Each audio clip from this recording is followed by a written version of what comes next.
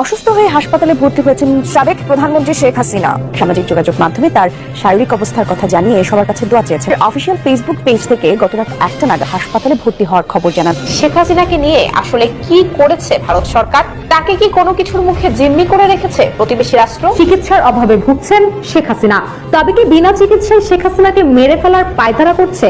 ভারতের শেখ হাসিনা গুরুতর অসুস্থ। বর্তমান শেখ হাসিনার এমন হাল হয়ে গেছে যা আপনারা দেখলে অবাক হয়ে যাবেন। শুরুতে ভিডিও ফুটেজ দেখে হয়তো বুঝতেই পারছেন আজকের ভিডিওটা কতটা গুরুত্বপূর্ণ একটি ভিডিও। দয়া করে আজকের ভিডিওটি কেউ স্কিপ করবেন না। আজকের ভিডিওতে প্রমাণ সহকারে দেখানো হবে শেখ হাসিনার বর্তমান অবস্থা, কিভাবে এখন আছেন তিনি, তা সবকিছু আজকের ভিডিওতে তুলে ধরা হয়েছে। তো বন্ধুরা চলুন আজকের ভিডিওতে আর বেশি কথা না বলে সরাসরি আজকে আমরা মূল ভিডিওতে চলে যাব আর সেখানে দেখবো আজকের ভিডিওতে বিস্তারিত। তো বন্ধুরা, শেখ হাসিনা অসুস্থ, সেই ভিডিওটি দেখে আসার আগে আমরা শেখ হাসিনাকে নিয়ে ছোট্ট একটি ভিডিও ফুটেজ দেখে আসবো, তারপরে আমরা চলে যাব কিভাবে আছেন বর্তমান শেখ হাসিনা। এখন থেকে সাবেক প্রধানমন্ত্রী শেখ হাসিনার কোনো বক্তব্য, বিদ্বেষমূলক কোনো বক্তব্য television, social platform Facebook, YouTube কিংবা এক্সে প্রচার করা যাবে না। হ্যাঁ, ঠিক এমনই নিষেধাজ্ঞা দেয়া হয়েছে। সেই সাথে বিগত দিনগুলোতে সাবেক প্রধানমন্ত্রী শেখ হাসিনার যেসব বিদ্বেষমূলক বক্তব্য রয়েছে বর্তমান সরকারকে নিয়ে বা বর্তমান বাংলাদেশের পরিস্থিতি নিয়ে, সেগুলো ডিলিট করে দেয়া হবে এবং সেগুলো ডিলিট করার জন্য বিটিআরসিকেও নির্দেশ দেওয়া হয়েছে এবং কেউ এখন থেকে আর শেখ হাসিনার বক্তব্য, বিদ্বেষমূলক বক্তব্য প্রচার বা প্রকাশ করতে পারবে না। ঠিক এমন সিদ্ধান্ত নেওয়া হয়েছে। আপনাদের নিশ্চয় মনে আছে বিএনপির ভারপ্রাপ্ত চেয়ারম্যান তারেক রহমানের কথা। তিনি যখন দণ্ডিত হয়েছেন 21শে আগস্ট গ্রেনেড হামলা মামলায়, তৎকালীন আওয়ামী লীগ সরকার এবং কোর্ট থেকে তখন রায় হয়েছিল কেউ যেন তারেক রহমানের বক্তব্য প্রচার বা প্রকাশ করতে না পারে, সেটা টেলিভিশন হোক, ফেসবুক হোক, ইউটিউব হোক কিংবা এক্স হোক। কালের পরিক্রমায় কয়েক মাসের ব্যবধানে বা বছরের ব্যবধানে শেখ হাসিনা এখন নিজেই মানবতা বিরোধী অপরাধে অভিযুক্ত এবং তার বক্তব্য কোনোভাবেই এখন আর ফেসবুক, ইউটিউব কিংবা সোশ্যাল প্ল্যাটফর্ম এক্সে এবং টেলিভিশন চ্যানেলগুলো কিংবা জাতীয় দৈনিকগুলো কোথাও সেগুলো আর প্রচার বা প্রকাশ করা যাবে না। এতদিন ধরে শেখ হাসিনার বিভিন্ন সময় আমরা দেখেছি তার অডিও কল ফাঁস হয়েছিল এবং প্রত্যেকটা অডিও কলে বর্তমানের বাংলাদেশের পরিস্থিতি নিয়ে তিনি কথা বলেছেন, তার নেতাকর্মীদেরকে নানান ধরনের দিক নির্দেশনা দিয়েছেন। কি কি ছিল তার সেই অডিও কলগুলোতে সেসব নিয়ে কথা বলবো, তবে তার আগে এই সংক্রান্ত যে খবরটি সেটি আপনাদেরকে জানাতে চাই। সেটা খবরটি কি বলা হয়েছে সেখানে। মানবতা বিরোধী অপরাধের মামলায় আসামি সাবেক প্রধানমন্ত্রী শেখ হাসিনার বিদ্বেষমূলক বক্তব্য গণমাধ্যম, সামাজিক যোগাযোগ মাধ্যম ফেসবুক, ইউটিউব এবং এক্সে প্রচার না করতে নিষেধাজ্ঞা দিয়েছেন আন্তর্জাতিক অপরাধ ট্রাইব্যুনাল। বৃহস্পতিবার বিচারপতি গোলাম মুর্তজা নেতৃত্বাধীন 2 সদস্যের ট্রাইব্যুনাল প্রসিকিউশন টিমের আবেদনের প্রেক্ষিতে এই আদেশ দেন। এছাড়া সরকারের যথাযথ কর্তৃপক্ষকে অতি দ্রুত এই আদেশ বাস্তবায়ন করতে বলা হয়েছে।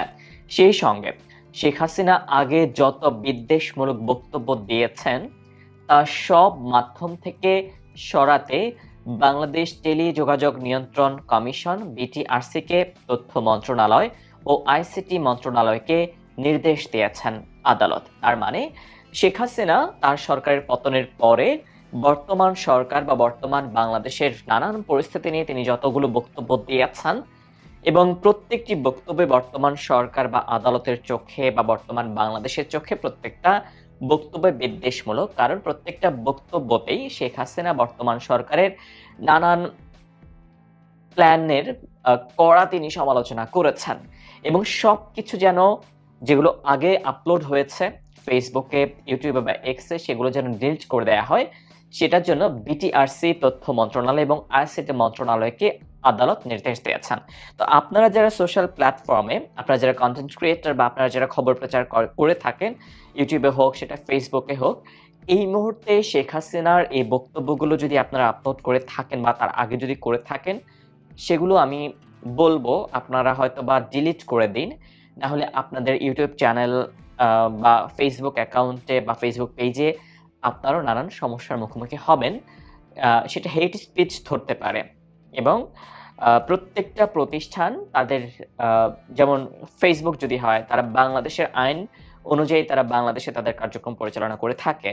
তো বাংলাদেশের সরকার যদি কোনো মানুষকে আ তিনি নিষিদ্ধ ঘোষণা করে বা বাংলাদেশের জন্য থ্রেট ঘোষণা করে, তখন ওই মানুষটির যত বক্তব্য থাকে সেগুলো কিন্তু তখন হেট স্পিচ হিসেবে Facebook হোক, YouTube হোক, তারা সেগুলো হেট স্পিচ হিসেবেই তারা দেখবে এবং তখন আপনার Facebook পেজ থেকে হয়তোবা ওই ভিডিওটি Facebook ডিলিট করে দিবে, রিমুভ করে দিবে এবং আপনি তখন আপনার পেজটি, আপনার চ্যানেলটি তখন ঝামেলায় পড়বে।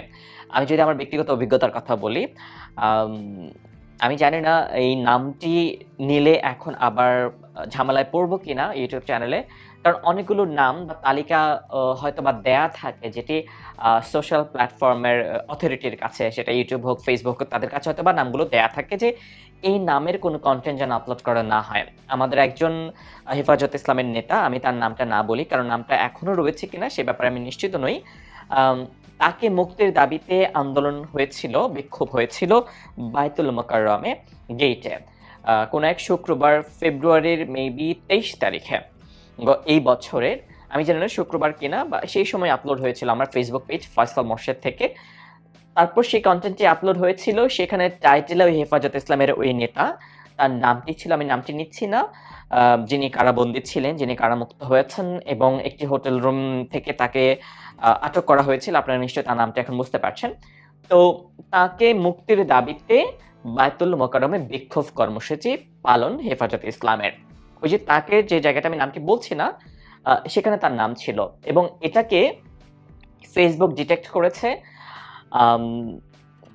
ডেঞ্জারাস অর্গানাইজেশনের প্রচারণা আমি চালাচ্ছি আমার পেজ থেকে এবং সে কারণে আমার ফেসবুক পেজটি সেই ফেব্রুয়ারির ২৬ তারিখে ওরা রিমুভ করে দিয়েছে, ভিডিওটি রিমুভ করে দিয়েছে, পেজ নয়, এবং সেই সাথে ফেসবুক পেজের মনিটাইজেশন নিয়ে নিয়েছে তারা এবং ফেসবুক পেজটি তারা একেবারে রিচ ডাউন করে দিয়েছে এবং সেই পেজে আমি এখন কোনো কিছু আপলোড করলে সেটা মানুষের কাছে পৌঁছায় না এবং সেটা প্রায় ১ বছর ধরে এই ওয়ার্নিংটা রয়েছে, এই ঝামেলাটা পোহাতে হচ্ছে। এবং এটি শুধুমাত্র যে আমি ফেস করেছি তা নয়, এরকম অনেক কন্টেন্ট ক্রিয়েটর যারা খবর প্রচার করে থাকেন, যেমন আমি এবং বিভিন্ন নিউজ চ্যানেলও কিন্তু এই সমস্যায় পড়েছে শুধুমাত্র হেফাজত ইসলামের ওই উনার নামটা ব্যবহার করার কারণে। কারণ সরকারের পক্ষ থেকে আমি জানি না ঠিক, আমি নিশ্চিত নই এই ব্যাপারটা, বা আইসিটি মন্ত্রণালয় থেকে বা তথ্য মন্ত্রণালয় থেকে এটা হয়তো বা ফেসবুক কর্তৃপক্ষের কাছে এভাবে তার নামটি দিয়ে দেওয়া হচ্ছে। তো এই মুহূর্তে শেখ হাসিনার নামটি আমি জানি না ঠিক, হয়তো বা এরকমভাবেই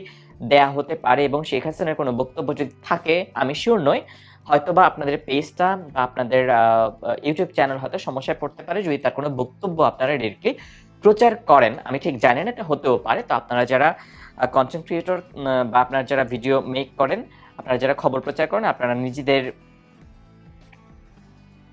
নিরাপত্তার জন্য প্ল্যাটফর্মে আপনারা এই কাজগুলো করতে পারেন। এবং এরপরে যেটা বলা হয়েছে খবরে, ভবিষ্যতে যেন শেখ হাসিনার কোনো ধরনের হেট স্পিচ সম্প্রচার বা প্রকাশ না হয় সেজন্য ট্রাইব্যুনাল আদেশ দিয়েছেন। ট্রাইব্যুনাল আরও বলেছেন, বিদ্বেষমূলক বক্তব্যের কারণে মামলার বিচারের সময় সাক্ষী এবং ভুক্তভোগীদের ট্রাইব্যুনালে আনা যাবে না, তারা ভয়ে আসবেন না। আন্তর্জাতিক অপরাধ ট্রাইব্যুনালের প্রসিকিউটর গাজী মনোয়ার হোসেন বলেছেন, আমরা আবেদনটি করেছিলাম একজন আসামির হেড স্পিচের বিষয়ে, তিনি হলেন শেখ হাসিনা, কারণ এখনো পর্যন্ত শুধু ওনার হেড স্পিচগুলো আমাদের কাছে আছে, যেগুলো প্রমাণ পেয়েছি, এগুলো তদন্তকে বাধাগ্রস্ত করবে। ফেসবুক, এক্স এবং ইউটিউব সহ আন্তর্জাতিক প্ল্যাটফর্মে যথাযথ কর্তৃপক্ষের কাছে লিখিতভাবে ট্রাইব্যুনালের আদেশটি পৌঁছানো হবে বলে প্রসিকিউটর আব্দুল্লাহ আল নোমা জানিয়েছেন। যেমন এখানে ট্রাইব্যুনাল যে আদেশটি দিয়েছেন সেটা কিন্তু লিখিতভাবে পৌঁছানো হবে ফেসবুক, এক্স এবং ইউটিউব সহ যে প্ল্যাটফর্মগুলো রয়েছে সেই প্ল্যাটফর্মের হেডকোয়ার্টারে এবং বা যথাযথ কর্তৃপক্ষের কাছে পৌঁছানো হবে, যেটা আমি ব্যাখ্যা করেছি আপনারা কি ধরনের সমস্যায় পড়তে পারেন।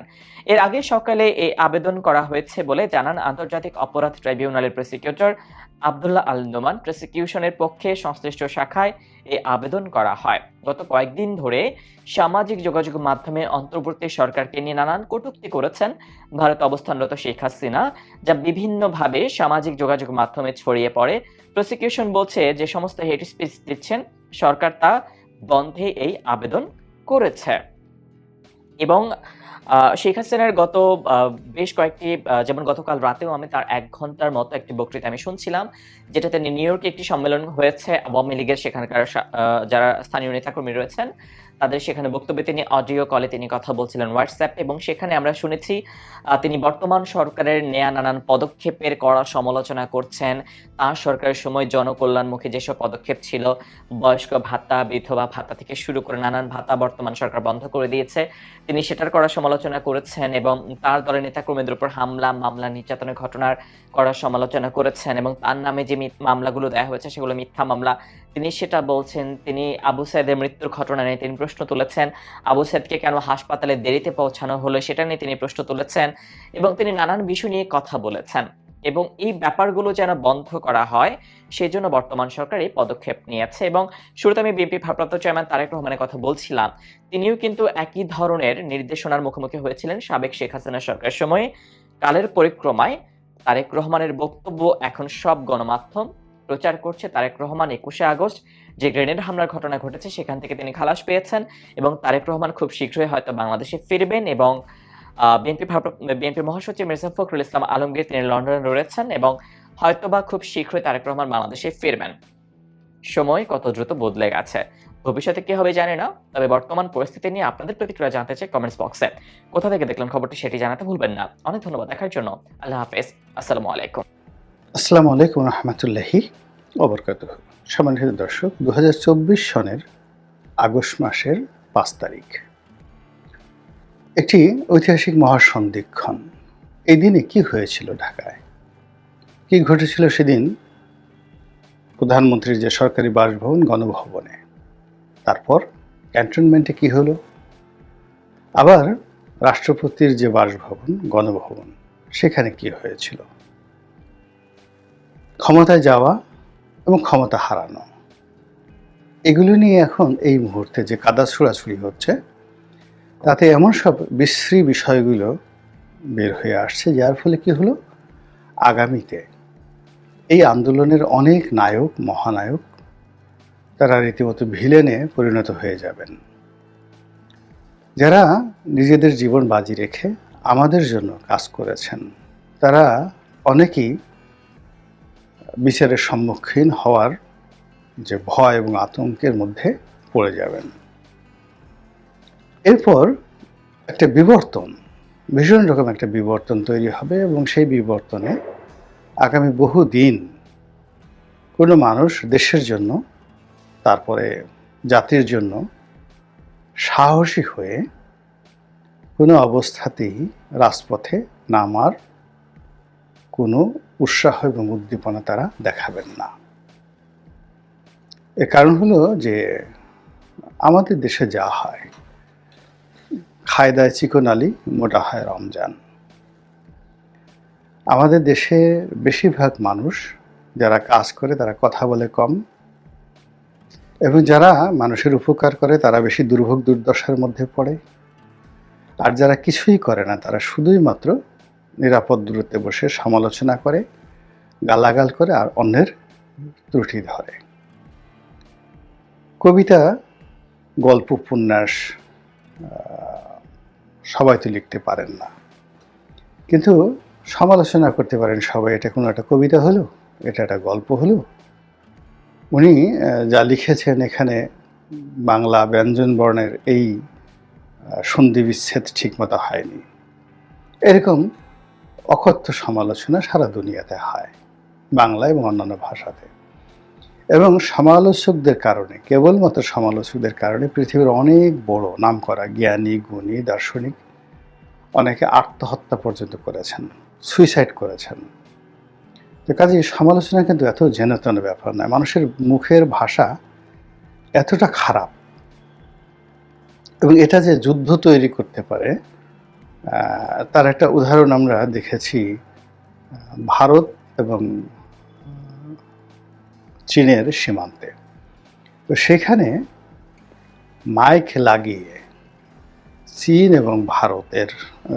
এবং ভারতের সৈন্যরা একে অপরকে গালাগাল করত।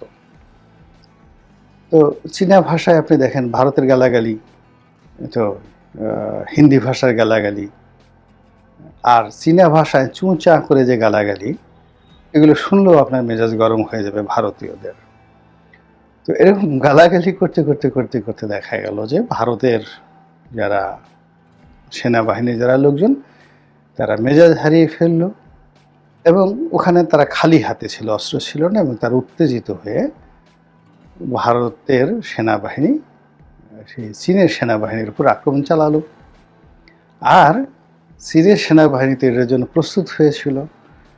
তারা ওখানে যারা ছিল তারা সবাই কুম্ফু জানতো, ক্যারাত জানতো, এবং তাদের হাতে এই লাঠি ছিল, হাতের মধ্যে লাঠি ছিল, এবং লাঠির সঙ্গে পেরেক, গজাল, এইগুলো যেটা যাকে বলা হয় বারুদবিহীন অস্ত্র, দেশীয় অস্ত্র, এগুলো তারা সেখানে ছিল।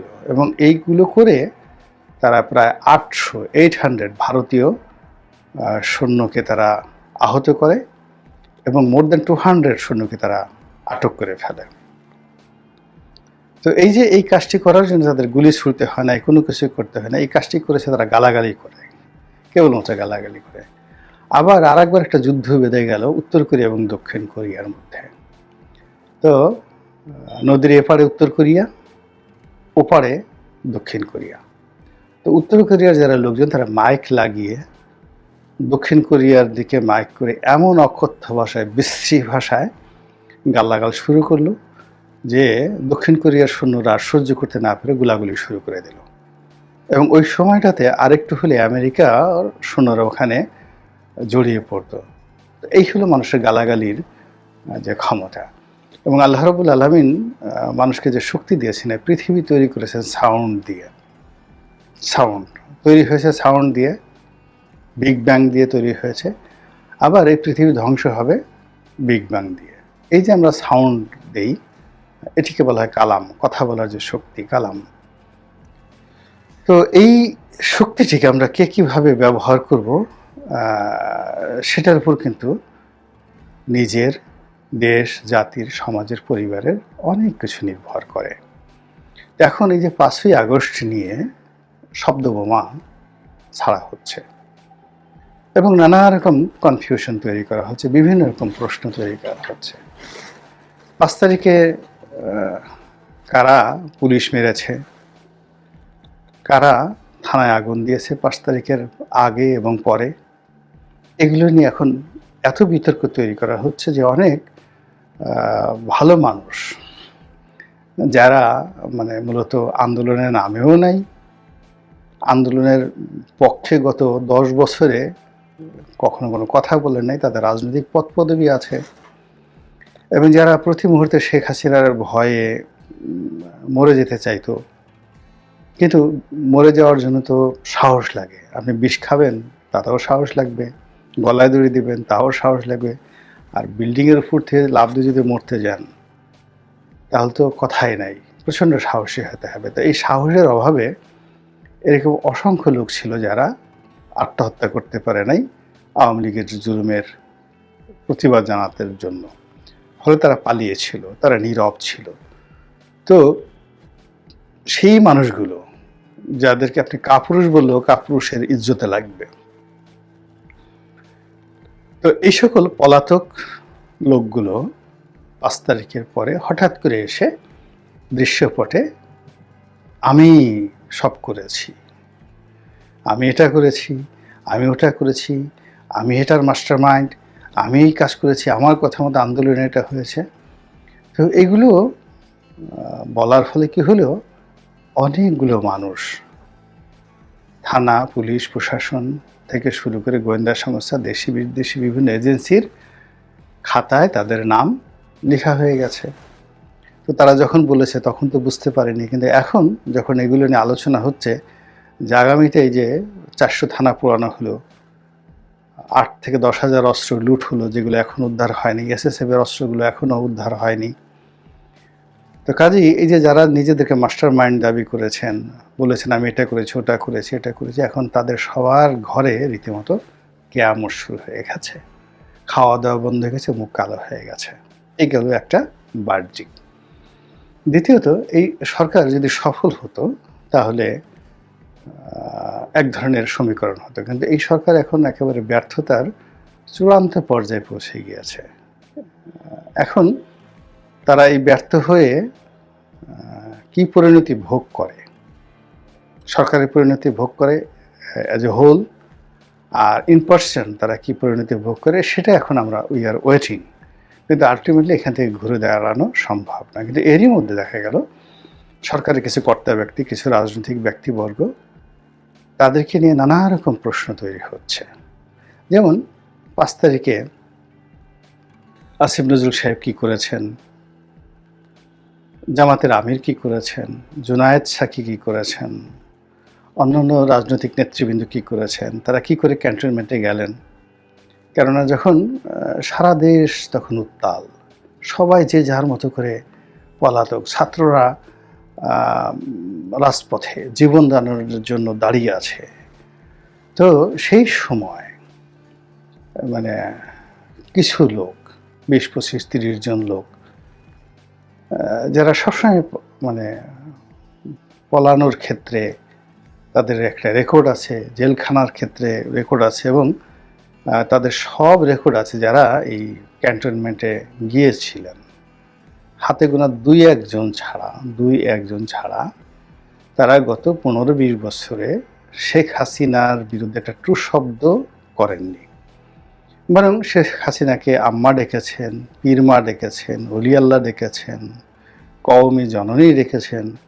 এরকম অসংখ্য লোকের সংখ্যা আমরা জানি এবং তাদেরকে চিনি। সেই সমস্ত লোক একেবারে আধা ঘন্টার নোটিশে কি করে সেই ক্যান্টনমেন্টে তারা গেলেন, কি করে গেলেন, এই প্রশ্ন এখন সামনে চলে এসেছে। 2 নম্বর হলো সেখানে গিয়ে তারা কি খেয়েছেন, দুপুরের সময় তাদেরকে কি খাবার দেওয়া হয়েছে, কটার সময় তারা গিয়েছিলেন, নাকি তারা খালি পেটে অভুক্ত অবস্থায় থেকেছেন। যদি খেয়ে থাকেন কোন কোন আইটেম দিয়ে খেয়েছেন এবং খাওয়ার ফলে তাদের পেটে গ্যাস হয়েছে কিনা, হজম হয়েছে কিনা, তারা তৃপ্ত ছিলেন কিনা, অতৃপ্ত ছিলেন কিনা, এই জিনিসগুলো কিন্তু এখন আলাপ আলোচনা হচ্ছে।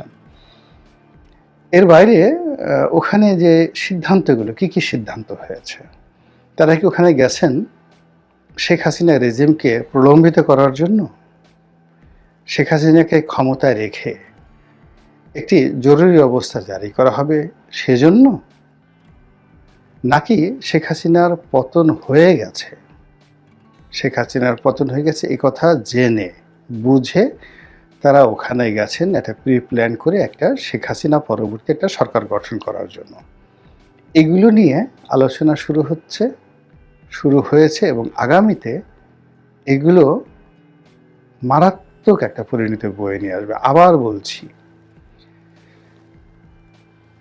সেনাপ্রধান বলেছেন যে তিনি যখন এই নেতৃবৃন্দের সঙ্গে বৈঠকে ব্যস্ত, তখনও তিনি জানতেন না যে শেখ হাসিনা চলে গেছেন। তাহলে শেখ হাসিনা বাংলাদেশে আছেন। তখন সেনাপ্রধান এ সকল লোকের সাথে আলাপ আলোচনা করছেন। সঙ্গত কারণে প্রশ্ন আসতে পারে যে এই আলাপ আলোচনার মধ্যে অবশ্যই 2টো প্রসঙ্গ থাকবে। শেখ হাসিনা গ্রেপ্তার হবেন, তাকে ক্ষমতাচ্যুত করা হবে, এই একটা, অথবা শেখ হাসিনাকে রেখে জরুরি অবস্থা জারি করে পরিস্থিতি কিভাবে নিয়ন্ত্রণ করা যায় আপনারা আমাদেরকে সহযোগিতা করেন, বিনিময় হুং হাং পুং পাং কি দরকার বলেন, আপনাদেরকে আমরা দেব। এই তো 2টো আলোচনা। এখন তাদেরকে বলতে হবে যে যদি তারা 12টার সময় গিয়ে থাকে তখন তো শেখ হাসিনা বাংলাদেশে, যদি 2টার সময় গিয়ে থাকেন ওখানে তখনও শেখ হাসিনা বাংলাদেশে, তাহলে তারা কোন বেসিসে, কিসের ভিত্তিতে, কোন সাহসে ক্যান্টনমেন্টে যাওয়ার সুযোগ পেলেন? ওই অবস্থায় তো কোনো থানায় যেতেই অনেক সাহসী মানুষ সাহস পায় না। তো যখন তারা সেখানে গিয়েছেন, নিঃসন্দেহে যাদের আহ্বানে গিয়েছেন তাদের সঙ্গে তাদের একটা সম্পর্ক ছিল, দীর্ঘদিনের সম্পর্ক ছিল, বন্ধুত্ব ছিল, এবং একটা ট্রাস্ট অর্দি, বিশ্বাস করা যায় এরকম একটা সম্পর্ক ছিল, এবং সম্ভবত কিছু লেনাদেনাও থাকতে পারে, আল্লাহ মালুম জানেন। নসিদ আমি তো ওখানে যেতে সাহস পেতাম না, কখনোই সাহস পেতাম না।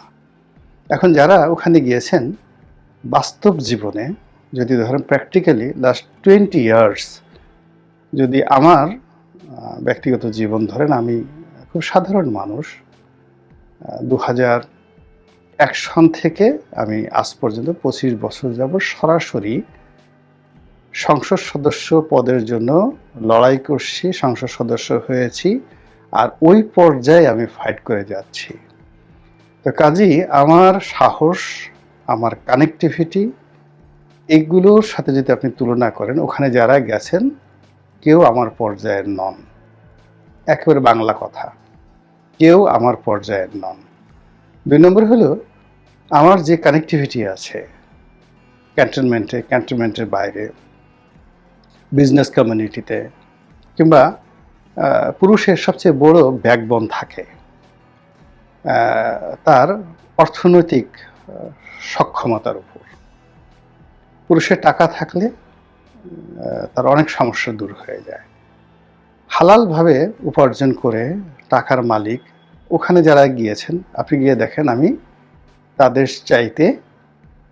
তাদের বেশিরভাগ লোকের চাইতে অনেক আগের থেকে, আরো 25 বছর আগের থেকে সচ্ছল এবং ধনী।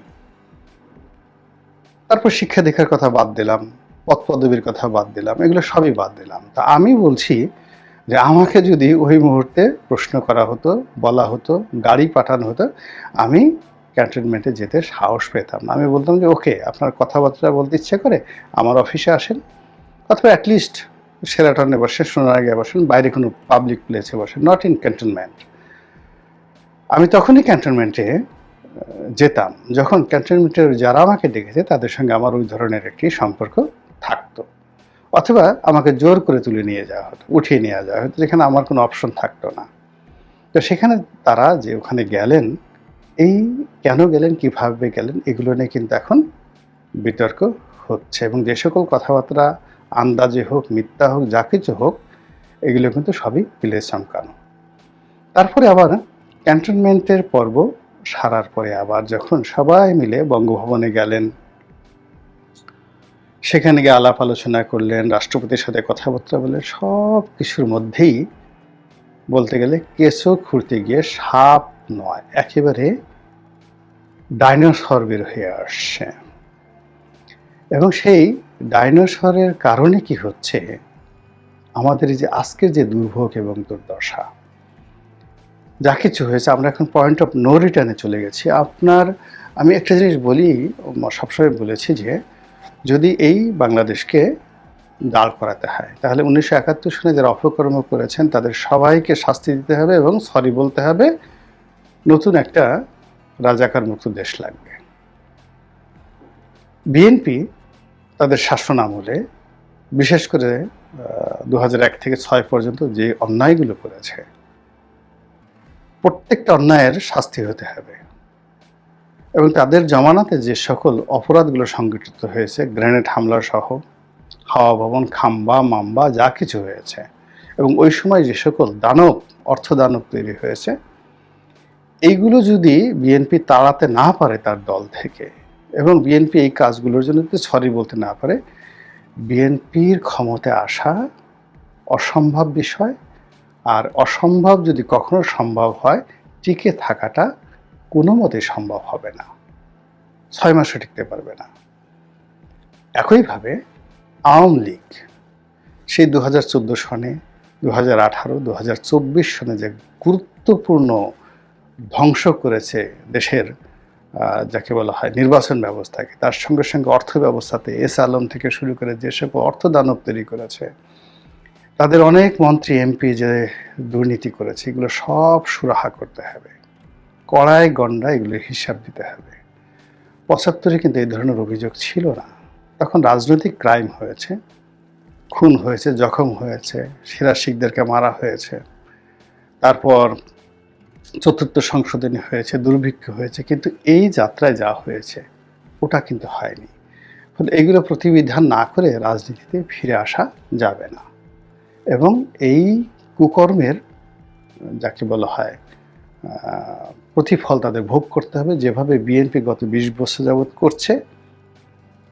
এবং তারা যতদিন না পর্যন্ত সরি না বলবে, ততদিন পর্যন্ত তাদেরকে এই কাজ করতে হবে, নিন্দিত হতে হবে এবং ঘৃণিত হতে হবে। জামাতের একই অবস্থা।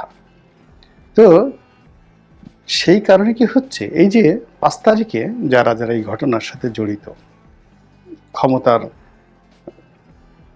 ট্রানজিশন বা প্রকৃতির পক্ষ থেকে আল্লাহ আমাদেরকে যে সুযোগ দিয়েছে, সেই সুযোগটা যাদের হাত দিয়ে এসেছে, তারা যদি সেই পূর্ব পরিকল্পনা অনুযায়ী ভালো হৃদয় নিয়ে পরিকল্পনা করে সকলের সাথে পরামর্শ করে দেশ এবং জাতির কল্যাণের স্বার্থে যদি কাজ করতেন, একটা জাতীয় সরকার যদি গঠিত হতো, একটি বিপ্লবী সরকার যদি গঠিত হতো এবং যোগ্যতম, মানে এখানে এনজিও গ্রাম সরকার বা গ্রামীণ ব্যাংক সরকার বা চিটাগাংয়ের সরকার বা সমন্বয়কদের সরকার, এইরকম ট্র্যাক যদি না থাকতো, সত্যিকার অর্থে যদি একটা অংশগ্রহণমূলক সরকার হতো যেখানে সকলের অংশগ্রহণ থাকতো, তাহলে গত এই 100 দিনে আমাদের দেশের ভিতরে দেশের বাইরে যে সমস্যাগুলো হয়েছে সেই সমস্যাগুলো হতো না।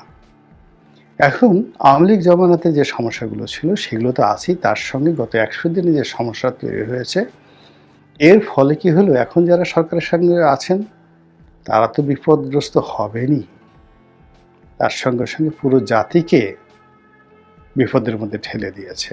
আজ দেখেন ভারতের সঙ্গে যে অবস্থা তৈরি হয়েছে, এটা তো আগে হতো না, এটা দুর্বল সরকারের কারণে। আজ যে মব জাস্টিসের এটা যাকে বলা হয় প্রচলন বা মব জাস্টিসের যে একটা উদাহরণ তৈরি হয়ে গেল, এটা আপনি কিভাবে বন্ধ করবেন আগামী দিনে? ফলে কিছু অপরাধ আছে, কিছু কর্ম আছে যেগুলো পরিণতি ভোগ না করা পর্যন্ত মানুষ সেখান থেকে বেরোতে পারে না। ক্যান্সার হলে আপনাকে ক্যান্সার নির্মূল করতে হবে, হাত কেটে ফেলতে হবে অথবা মরতে হবে। তদ্রূপ এখন আমাদের এই গত 100 দিনের সমস্যা, তার আগের সেই 15 বছরের সমস্যা, তার আগে 111-এর সমস্যা, তার আগে বিএনপির সমস্যা, একটা সমস্যাও কিন্তু সমাধান হয়নি। এই যে দেখুন 21শে আগস্টের গ্রেনেড হামলার সমস্যাটি সমাধান হয়নি, আবার হাইকোর্টের রায়ের মাধ্যমে নতুন করে বিতর্ক শুরু হয়েছে। কাজেই এই যে 5ই আগস্ট তারিখে যা হয়েছে, যে সকল কথাবার্তা আলাপ আলোচনা হচ্ছে, একটা ফেসবুক স্ট্যাটাস দিয়ে বা 2 মিনিটের একটা ভিডিও বক্তব্য দিয়ে বা কেউ চুপচাপ থেকে এই পরিস্থিতি মোকাবেলা করবেন বা এর থেকে নিজেদেরকে বিমুক্ত রাখবেন, দায় রাখবেন, এটা সম্ভব হবে না। অতীতের যে ঘটনাগুলোর জন্য রাজনীতিবিদরা, আমলারা, কামলারা দুর্ভোগ পোহিয়েছেন, তারপরে দুর্দশা ভোগ করেছেন, অনেকে মারা গিয়েছেন, সেই অতীতের সেই সকল কর্মের চাইতে এই 5 তারিখের যে ঘটনা আগামী দিনে আমাদের অনেককে অনেক বেশি মাত্রায় ভোগাবে। আল্লাহ আমাদের সবাইকে হেদায়েত দান করুন এবং হেফাজত করুন। আসসালামু আলাইকুম। ধন্যবাদ প্রিয় দর্শকবৃন্দ, আমাদের ফুল ভিডিওটি দেখার জন্য আপনাকে জানাই অসংখ্য অসংখ্য ধন্যবাদ। তো বন্ধুরা, এতক্ষণ আপনারা শুনলেন শেখ হাসিনা অসুস্থ নিয়ে নানান ধরনের আলোচনা এবং সমালোচনা। শেখ হাসিনা ইন্ডিয়াতে মানে ভারতে অসুস্থ, এই বিষয় নিয়ে আপনাদের কী মন্তব্য অবশ্যই কমেন্ট বক্সে কমেন্ট করে জানিয়ে দিন। আর হ্যাঁ, এমন নিত্য নতুন আপডেট খবর সবার আগে পেতে এখনই আমাদের এই পিচ্চি সাকিব ইউটিউব চ্যানেলটি সাবস্ক্রাইব করুন। ধন্যবাদ।